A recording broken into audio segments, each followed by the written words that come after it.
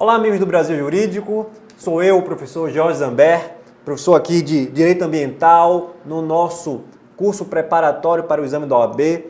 O curso que, como vocês já sabem, é o único capaz de lhe preparar com a visão 360 graus e com um sistema SAAP de alta performance, que oferece a você que vai fazer esse exame da OAB o próximo em novembro de 2016, agora está perto, essa mini revisão. E em matéria ambiental fica aqui comigo 30 minutinhos com dicas essenciais para a sua aprovação. Vamos lá? Bem, a primeira dica essencial que eu preparei para vocês gira em torno da noção de princípios de direito ambiental. E eu quero que vocês anotem, guardem a possibilidade de cair esses princípios, com notas distintivas que podem querer lhe pegar, mas você estará atento e vai acertar caso essa questão esteja colocada pela banca examinadora. Quero falar para vocês, portanto, dos princípios da prevenção e precaução, usuário pagador e poluidor pagador, e dos princípios do meio ambiente ecologicamente equilibrado e da sustentabilidade, para que vocês não confundam, não se atrapalhem e marquem a alternativa correta. Pelo princípio da prevenção, anotem aí, prevenção, entende-se que o meio ambiente ecologicamente equilibrado, o bem ambiental, deve ser protegido enquanto um valor que, sabendo o grau de poluição, o grau de intervenção, o grau de desequilíbrio que determinada atividade cause, o poder público deve adotar medidas preventivas de controle, fiscalização e monitoramento. Esta é a prevenção. Qual é o grande norte deste princípio? Incide sobre as relações jurídicas e sociais com o meio ambiente, nas situações em que se sabe e se conhecem a capacidade e o grau de dano e de impacto que pode ser causado. Que se difere, portanto, do outro princípio, o da precaução. A prevenção se difere do outro princípio, o da precaução. A precaução, por sua vez, é um princípio, é um valor normativo do direito ambiental que implica posturas, exige, determina comportamentos do poder público que, desconhecendo a exata dimensão do dano ou até mesmo a própria essência da atividade desenvolvida, deve adotar posturas que impeçam ou suspendam o exercício daquela atividade até se ter uma certeza científica, técnica sobre o impacto, o dano, o desequilíbrio que aquela atividade possa vir causar. Então, se na prevenção você conhece, sabe da atividade e seus danos e atua em controle e monitoramento, na precaução você desconhece a exata medida dos danos, dos impactos e até mesmo o que aquela atividade significa e se aguarda em suspensão ou até mesmo em proibição do exercício da atividade até que se tenha a exata noção dos danos que ela pode vir a causar. O princípio da prevenção e da precaução tem uma mesma sinergia, que é manter o meio ambiente ecologicamente equilibrado, proteger e evitar danos ou controlar ou impedir danos irreparáveis, porém tem a nota distintiva. Na prevenção se conhecem os danos possíveis na prevenção e se desconhecem na precaução. Na prevenção, a pauta é controle, fiscalização e monitoramento. Na precaução, a pauta é suspensão ou proibição do exercício da atividade. Agora vamos para outros dois princípios, poluidor pagador e usuário pagador. Pelo princípio do poluidor pagador, entende-se que, enquanto valor fundamental, a responsabilidade do meio ambiental, ou seja, a reparação, a indenização, o desfazimento, a imputação de obrigação de fazer ou não fazer para aqueles que causem degradação ou poluição ao meio ambiente, deve girar em torno da tríplice natureza, responsabilização civil, penal e administrativa, que se dará simultaneamente ou apenas cada uma delas isoladamente, caso não caiba uma das outras. Mas são três as possibilidades de responsabilização, sendo certo que cada uma delas terá peculiaridade com as regras gerais de responsabilização do nosso sistema jurídico, como a gente vai ver já já na próxima dica. Então, anotem aí, poluidor pagador é um princípio que norteia as relações quando há um ilícito ambiental, um dano já causado ao meio ambiente, com 3 formas de controle de responsabilização: a penal, a administrativa e a civil, sendo que a principal determinação da ação de responsabilização deve ser a restauração da integralidade e da preservação do bem ambiental ofendido ou a mitigação. E em terceiro momento, a forma de indenização quando se trata de reparação civil, ok? Então, fica a dica aí do poluidor pagador, enquanto o usuário pagador não quer significar que você pode usar e pagar o meio ambiente. Não. O usuário pagador não é também um princípio que norteia o dano já existido ou a responsabilização para efeitos de atividades ilícitas ou que causaram dano ilícito por força de conduta proibida. No usuário pagador, ao contrário do poluidor pagador, não se tem o dano existente, nem mesmo atividade ilícita. O que se tem é atividades lícitas que requerem a utilização de um bem ambiental, de um recurso ambiental, uso da água, uso do solo, dos minérios, e que por essa atividade lícita solicitar, demandar a utilização de bens ambientais, o usuário deve pagar uma contrapartida ao poder público em nome da coletividade, para que o poder público possa fazer as ações de controle, fiscalização, monitoramento, de reparação, de mitigação que forem necessárias. Então, poluidor pagador é norma, princípio que incide para atos ilícitos e atividades que causaram dano, enquanto o usuário pagador incide para atividades lícitas, atos lícitos, mas que requerem a utilização de recursos naturais e, para tanto, precisam ofertar à coletividade, através do Estado, uma contrapartida.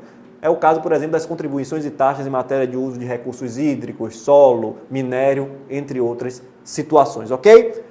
Para finalizar, eu tenho mais 2 princípios que eu gostaria de passar para vocês. O meio ambiente ecologicamente equilibrado, alguns autores sustentam que é princípio, e o da sustentabilidade. Ao meu ver, os 2 estão numa relação direta e querem indicar a seguinte determinação: as soluções jurídicas para as questões ambientais devem passar por uma equação de soma de valores, de harmonização razoável de interesses. O social, artigo 6º da Constituição, o econômico, artigo 170, e o ecológico, artigo 250. Sexto, mais 170, mais 225 é igual a meio ambiente ecologicamente equilibrado, é igual a sustentabilidade. É essa a equação que nós devemos ter em nossas mentes quando queremos entender o conteúdo jurídico, a expressão e significado da noção de meio ambiente ecologicamente equilibrado, que para uns é a noção princípio, e de sustentabilidade, ok?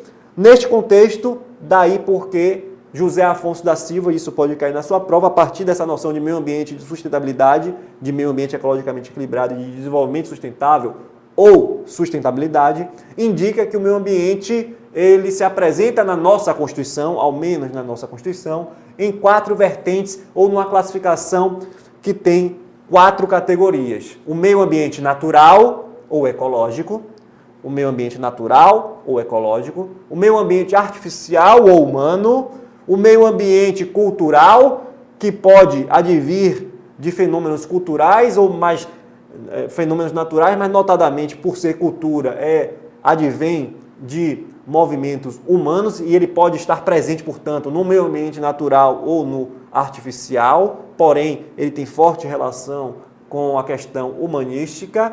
E a quarta categoria, o critério de classificação do meio ambiente, seria o meio ambiente do trabalho. Então, justamente porque o meio ambiente é ecologicamente equilibrado e sustentável, passando pelo social, pelo econômico e pelo ecológico, é que nós temos um meio ambiente que conjuga 4 elementos, 4 classificações.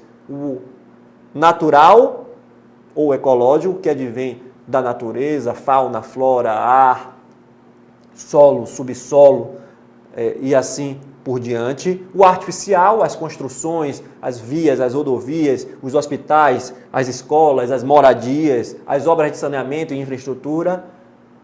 Artificial humano. O cultural, que tem uma característica paisagística, histórica, artística, intelectual, associada à questão da presença do homem e sua relação com a própria natureza.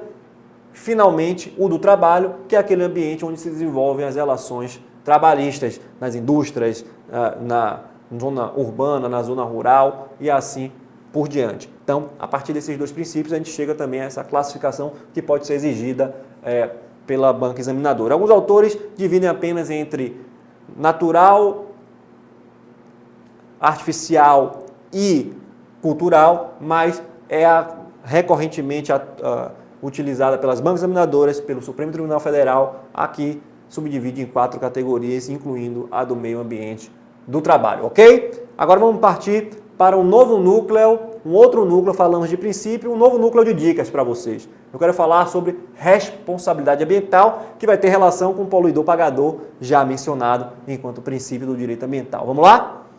A responsabilidade ambiental, já foi dito, ela é tríplice e prevista no artigo 225 da Constituição, parágrafo 3º, segundo a qual aquele que causar dano ao meio ambiente deverá que reparar, independentemente também da possibilidade de responsabilização administrativa ou penal, inclusive para a pessoa jurídica.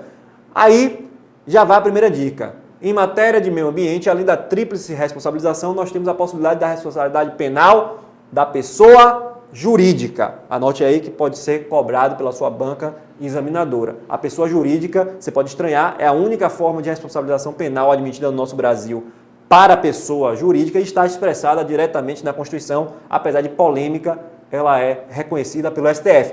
E aí, nesse sentido, uma próxima dica em matéria de responsabilidade ambiental penal, além de ser possível para a pessoa jurídica, ela atualmente não requer mais a dupla imputação. Antes, podia cair na sua banca examinadora, o STJ entendia, com parte da doutrina predominante, que era necessária a dupla imputação para responsabilizar a pessoa jurídica. O que isso significa? Era preciso imputar a responsabilidade penal à pessoa jurídica, mas também a um agente, a um sujeito que a representasse, um procurador, um funcionário, um sócio. Agora, mais não. O STF entendeu, em uma das suas turmas, e tem sido reiterado esse julgamento, que é possível responsabilizar a pessoa jurídica, mesmo excluindo a responsabilidade da pessoa física que lhe representa, ou mesmo sem mesmo precisar indicar quem foi que agiu em nome da pessoa jurídica, bastando, portanto, comprovar que aquela ação veio de uma ou mais pessoas integrantes daquela organização, daquela pessoa jurídica. Dica importante. Terceira dica importante em matéria de responsabilidade ambiental, também ainda em matéria penal. A aceitação do princípio da insignificância ou da bagatela em matéria de crime ambiental. Era muito discutido isso porque vários autores sustentavam que o dano ambiental nunca pode ser insignificante, porque ele tem efeito sinérgico. Você soma vários atos danosos ao meio ambiente e o crime ambiental jamais seria insignificante, porque nessa soma de impactos, de danos, há sempre uma maximização da potência e dos estragos para o meio ambiente. E não seria cabível, portanto, em razão da natureza do meio ambiental, da sua ubiquidade, da sua transcendentalidade, da sua multifacetariedade, não seria admitível a incidência do princípio da insignificância da bagatela, que extingue a punibilidade do autor do dano do crime ambiental. E isso se aplica em toda a teoria geral do direito penal. O STF, mais uma vez, pacificou a questão e admitiu, sim, a incidência já em vários julgados, em vários habeas corpus. Um dos casos emblemáticos é o do ex-artista e deputado federal Clodovil Hernandes, já falecido, em que era acusado um pequeno ato de desmatamento em razão de proporção e extensão de terra, e foi aceito. Ele havia já reparado civilmente e foi aceito a extinção da possibilidade pelo crime da insignificância, pelo princípio da bagatela do direito penal, da teoria geral do direito penal, aqui trazida também para o crime ambiental. Se isso cair, você vai marcar como verdadeiro, incide sim a insignificância, a bagatela, mudança de 2 anos para cá da tendência da nossa jurisprudência, ok? Agora, vamos à responsabilidade civil.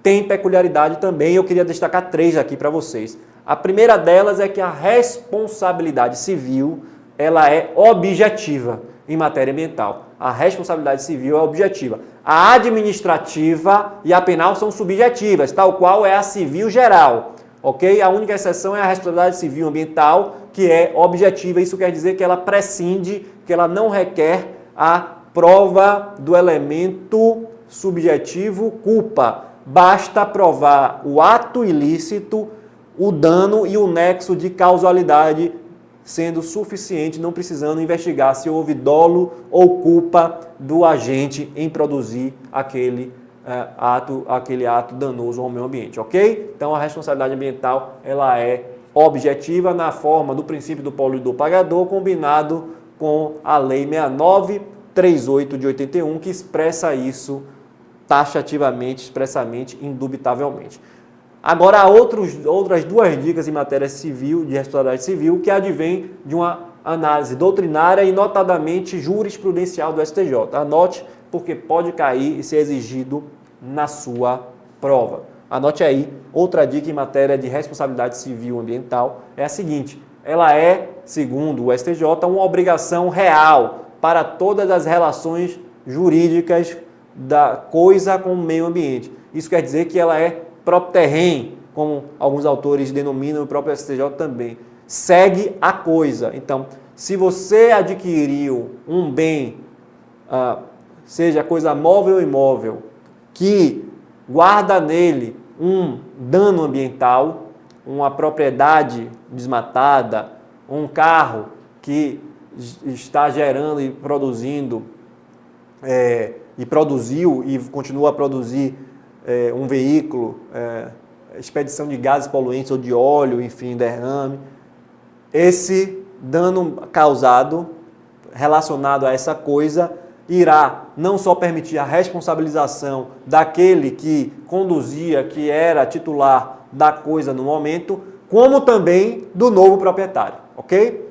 Então, o novo proprietário pode ser provocado a responder, principalmente nas relações imobiliárias, tanto de imóvel rural quanto de imóvel em área urbana, pode ser invocado a teoria do ônus real para imputar. Isso já era previsto pela jurisprudência, admitido pela jurisprudência do STJ, eu discordo, mas enfim, desde muito tempo, e agora com o novo Código Florestal reforçou-se, quando ali, não para todas as relações ambientais, mas se previu no Código Florestal que para as relações jurídicas relacionadas àquele código, as relações, portanto, relacionadas ao Código Florestal, a obrigação é real. Então, pela primeira vez, em 2012, se previu expressamente o ônus real com base no poluidor-pagador, no princípio do poluidor-pagador, e antes disso, por interpretação desses princípios, o STJ já admitia a natureza real da obrigação civil ambiental, ok? Mais uma dica em matéria civil é que também o STJ tem, apesar de não haver previsão legal nem constitucional, tem admitido como imprescritível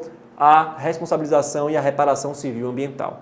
Ela não é suscetível a qualquer prazo prescricional, nem da ação civil pública, nem da ação popular, nem geral do Código Civil, nem do Código de Defesa do Consumidor, que é microsistemas de tutela coletiva, nenhum deles incide porque o bem ambiental tem uma dimensão de tal modo relevante e essencial à saúde e à qualidade de vida que implica na impossibilidade de se submeter a qualquer prazo prescricional.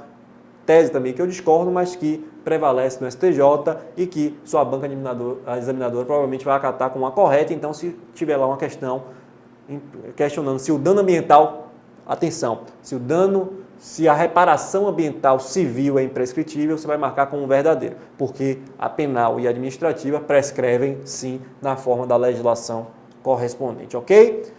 Para finalizar, eu queria trazer mais um bloco de informações e dicas. Esse é o terceiro bloco. Esse terceiro bloco eu quero pautar pela relação do licenciamento ambiental e do estudo de impacto ambiental. Então, a primeira dica nessa matéria, eu queria dizer que o licenciamento ambiental é processo administrativo, tem natureza jurídica de processo administrativo, assegurando-se, portanto, o devido processo legal, contraditório, ampla defesa e todos os recursos a este inerente, ok? Processo administrativo, portanto, que irá tramitar no órgão competente. E qual será o órgão competente? Depois de muita celeuma e até mesmo com um grau de inconstitucionalidade que eu sustento, surgiu a Lei Complementar 140 de 2011, anote aí, dê uma lida nela, é uma lei curta, não mais do que 20 artigos. A Lei Complementar 140 de 2011, que vai trazer no artigo 7º, inciso 14, no 8º, inciso 14 e no 9º, inciso 14, uma delimitação dessa competência, para mim, confrontando diretamente com 23 e 24 da Constituição, mas é o que tem prevalecido e é o que sua banca examinadora irá lhe cobrar. Determinando competências taxativas para a União, para processar e decidir sobre o licenciamento ambiental, no artigo 7º, competência remanescente para tudo mais para os estados. O estado passou a ter um protagonismo em matéria de licenciamento ambiental e uma competência, eu diria, contida do município, prevista também no artigo 9º, prevista aqui no artigo 9º, inciso 14, que vai ser qual a do município? Ele só poderá licenciar aquilo que for de interesse local, desde que autorizado por resolução do Conselho Estadual, ou seja, conteve a autonomia do município, contrariando a Constituição. Conferiu competência taxativa à União, contrariando a Constituição, que confere competência concorrente e comum em matéria ambiental. Porém, é o que está vigorando hoje em matéria de licenciamento ambiental, que é processo administrativo, a atuação da União taxativa do artigo 7º, nas matérias do artigo 7º e atividades do artigo 7º, a do Estado para tudo o mais e as dos municípios quando autorizados em matéria de interesse local por resolução do órgão estadual competente, ok? Então, isso que está vigorando. E na própria Lei Complementar 140, mais uma dica preciosa e importante, tem a disposição segundo a qual o órgão que licencia terá a predominância do interesse para fiscalizar, controlar e, portanto, aplicar multas e outras sanções administrativas ambientais no uso do poder de polícia, advertência, embargo, suspensão da atividade, destruição e perda de bens e produtos, ok? Então, também da Lei Complementar 140 se extrai a conclusão de que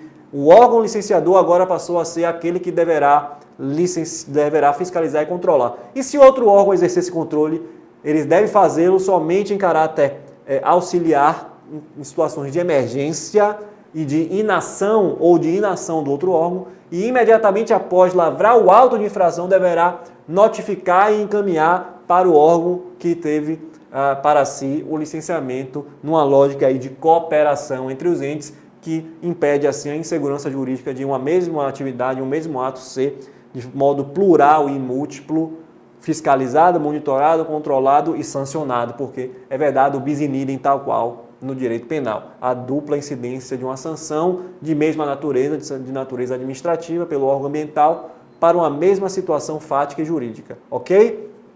Então essa seria a dica em matéria, essas seriam as dicas em matéria de licenciamento ambiental. E para estudo de impacto ambiental, eu gostaria que você tomasse atenção para o seguinte: o estudo de impacto ambiental é espécie de um gênero, a avaliação de impacto ambiental que está prevista no artigo 9º da Lei 6938 de 81. Mas por que o estudo de impacto ambiental ganha tanta proeminência e, na maioria das vezes, é ele que é cobrado nos exames e nas questões de concurso? E é ele que é tratado com mais densidade pela doutrina e jurisprudência. Porque o estudo de impacto ambiental é a única espécie do gênero avaliação de impacto ambiental que está previsto na Lei 693 de 81, que tem disciplina constitucional, diretamente na Constituição. O artigo 225, parágrafo 1º, vai prever expressamente a possibilidade de exigência pelo poder público do estudo de impacto ambiental, que está, como toda outra qualquer atividade de avaliação de impacto, vinculado a um respectivo processo administrativo de licenciamento. Então, nós temos o estudo de impacto ambiental como espécie do gênero avaliação de impacto. A avaliação de impacto tem previsão expressa no artigo 9º e constitucional no dever de proteção, preservação, controle e fiscalização, mas é o estudo de impacto ambiental a única categoria que tem disciplina jurídica direta da Constituição. E aqui eu quero passar mais uma dica sobre o estudo de impacto ambiental. As avaliações de impacto ambiental poderão ser exigidas para atividades que possam causar danos, desequilíbrio, desordem no meio ambiente, impacto ambiental, em um processo de licenciamento. A de estudo de impacto ambiental só pode ser exigida em um único caso. Segundo a Constituição, o estudo de impacto ambiental, que é o estudo mais complexo e completo, ela deve ser exigida tão somente nas hipóteses em que há significativo impacto ambiental. Não é qualquer impacto, é significativo. Portanto, a regra são outras formas de avaliação de impacto que não o estudo de impacto, que deve ser a exceção para atividades de grande impacto, como a construção de hidrelétricas, de grandes rodovias transnacionais, ferrovias, portos, aeroportos e outras atividades análogas. As demais devem ter outra forma de avaliação de impacto que não o estudo de impacto ambiental. E como eu sei que é uma atividade significativa de impacto ambiental e como produzir o conteúdo de um estudo de impacto ambiental, essa é a dica final para fechar esse nosso encontro, esse nosso momento e ter a certeza que você vai acertar as questões que a banca vai lhe apresentar, vá na resolução 237 de 97 do CONAMA, 8, 9, 12 artigos, não me lembro agora exatamente, mas uma resolução curta, e vá na 01 de 86 do CONAMA também. Então vá na resolução 01 de 86, 237 de 97, que você vai ter várias dicas, vários conteúdos relacionados tanto ao licenciamento ambiental e notadamente quanto ao estudo de impacto ambiental, que lhe permitirão ter acesso à informação necessária que você precisa para a sua aprovação, para acertar essas questões de direito ambiental que podem ser essenciais, podem ser o detalhe que importa e que lhe levará à segunda fase e depois à obtenção da tão sonhada e esperada carteirinha rosinha da OAB, virar um colega meu, advogado e quem sabe também professor de direito, ok? Um abraço e até o nosso próximo encontro, com certeza com o SAAP, análise 360 graus e com essas dicas finais você está apto a ser um advogado e ter sua aprovação no exame da OAB. Conte comigo, vamos junto nessa caminhada, até a próxima.